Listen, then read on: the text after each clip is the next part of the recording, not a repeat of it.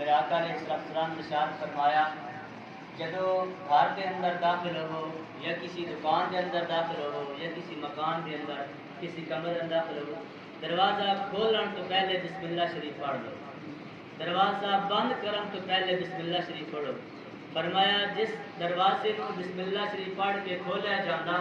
کہ بسم اللہ شریف پڑھ کے بند کیتا جانا، اس دروازے میں کبھی شیطان داخل نہیں ہوتا۔ فرمایا ہر کام دی ابتدا بسم اللہ شریف سے کرو، ہر کام تو مراد ہے کہ نیک کام، نیک ارادہ بسم اللہ شریف تو اس کا آغاز کرو۔ فرمایا جس ارادے میں جس کام میں